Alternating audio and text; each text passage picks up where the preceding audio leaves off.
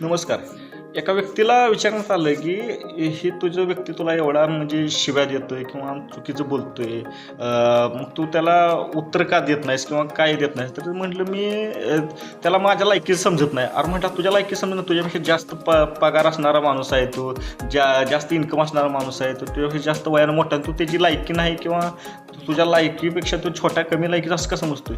त्याला एक स्पष्टपणे त्या व्यक्तीने समजावून सांगितली, लायकी फक्त पैशाची किंवा वयाची नसते. लायकी ही विचारांची असत्या, कृतीची असत्या, बुद्धीची असत्या, मानसिकतेची असत्या.